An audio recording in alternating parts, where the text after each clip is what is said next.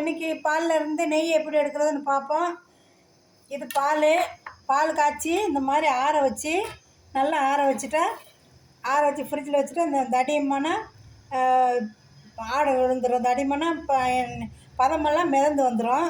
இன்றைக்கோட பால் இது இன்னும் நேரம் ஆகும் ஃப்ரிட்ஜில் வைக்கிறதுக்கு. வச்சு நான் அதுக்கு ஃப்ரெண்டாக எடுக்க முடியும். இது நேற்று பால் யூஸ் ஆகலை, அதனால தான் இன்னும் அது ஆடை எடுக்காமல் இருக்குது. இப்போ இதிலேருந்து ஆடை எடுக்க போகிறேன் பாருங்கள். இதில் ஆடை இந்த மாதிரி எடுத்துகிட்டு கையிலேயும் இப்படி எடுத்துகிட்டு இந்த பாருங்கள் இப்படியாவும் எடுத்தாச்சு. இந்த மாதிரி எடுத்ததை நம்ம உரம் ஊற்றணும்.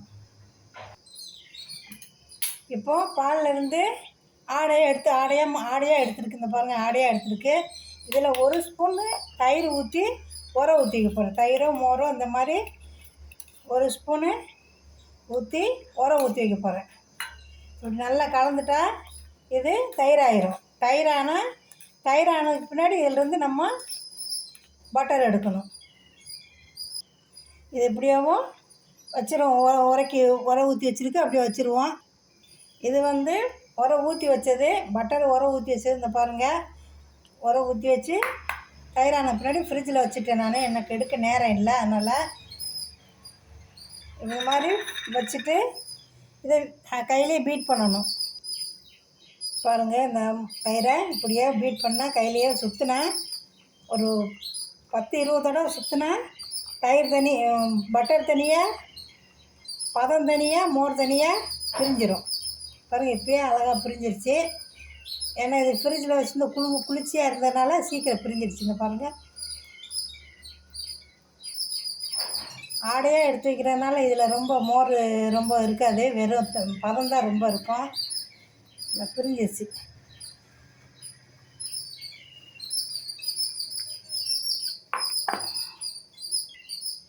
இப்போ இதில் தண்ணி ஊற்றுவோம். தண்ணி ஊற்றி நம்ம நல்லா கலக்கிட்டு நல்லா கலக்கிடணும். இந்த மாதிரி நம்ம எல்லா வேலையும் கையில் தான் செய்கிறோம், அதனால் இந்த மாதிரி கலக்கிட்டு மோரை தனியாக எடுக்கணும்.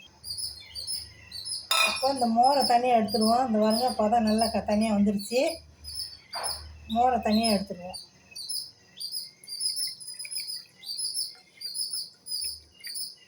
பாருங்க, பதம் நல்லா வந்துடுச்சு. இந்த பதத்தை இன்னொரு தடவை தண்ணி ஊற்றி ஆடையெல்லாம் நல்லா தனியாக எடுத்துடணும். இதில் ஆடை ஒட்டிகிட்ருக்கோம். தண்ணி ஊற்றினோன்னா இன்னும் கொஞ்சம் ஆடை வரும். காமிக்கிறேன் நான். இந்த பாருங்கள், இது மாதிரி இந்த இன்னொரு தடவை இதை கழுவுனா அப்படியே அந்த ஆடையெல்லாம் தனியாக ஒரு கட்டியாக, அதில் பட்டர் இருக்காது, வெறும் ஆடை தான். அதை இங்கேயே நம்ம எடுத்துடணும். எடுத்துட்டா இந்த மாதிரி இதில் வெறும் ஆடை தான். இதை எடுத்து கீழே போட்டணும். இதில் பட்டர் இருக்காது இதில். அதனால் நம்ம ஏன்னா நெய் இருக்கும்போது நெய் அதே குடிச்சிடும். இப்போ பாருங்கள், 2-3 நாள் எடுத்து வச்ச பட்டர் தான். இதோடு சேர்த்து இதையும் எடுத்துக்கிறேன். அப்படி எடுத்துக்குவோம்.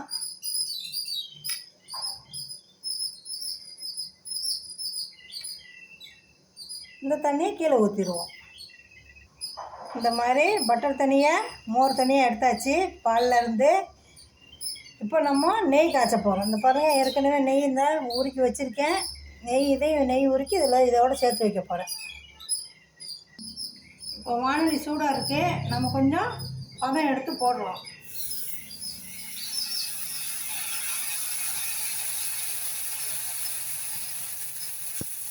கொஞ்சம் இது உருகட்டும். இப்போ இந்த பதம் உருகிடுச்சு. கொஞ்சோட போட்டது நம்ம இந்த மோரில் முருங்கை இலையில பிஞ்சு இறங்க இலையை முக்கி இதில் போட போகிறோம்.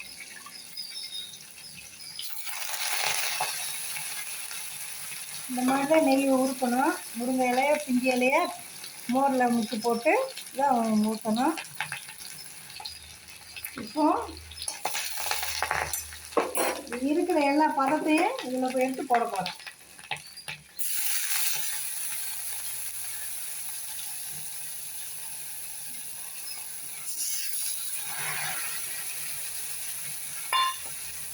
உருவட்டும். பாருங்கள் எப்படி பொங்கி வருதுன்ட்டு.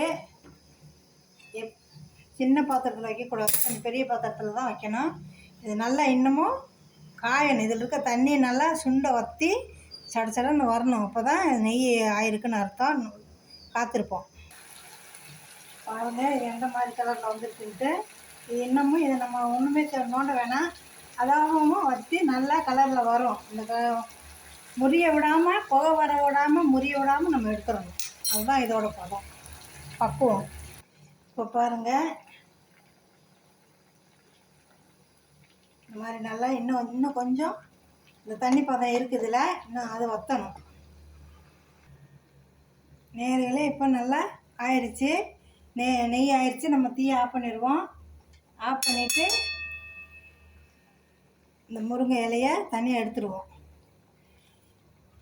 முருங்கை இலையை எல்லோரும் சாப்பிட்லாம். குழந்தைகளுக்கு கொடுங்க, நல்லா சாப்பிடுவாங்க.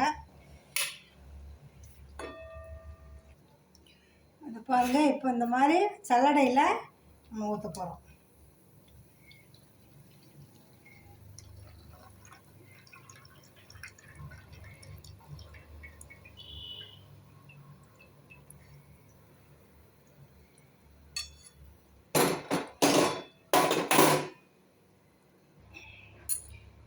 இந்த மாதிரி நல்லா வடிகட்டியாச்சு.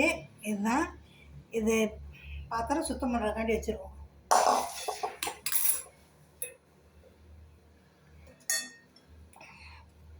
இந்த மாதிரி இப்போ இது ஊற்றக்கூடாது. இது நல்லா ஆறின பின்னாடி இதில் ஊற்றணும். ஊற்றி சேர்த்து வைக்கணும். தீபாவளிக்காண்டி, தீபாவளி வருது, தீபாவளிக்காண்டி நெய் சேர்த்து வைப்போம். தேங்க்யூ வாட்சிங் ஃபார் வீடியோ.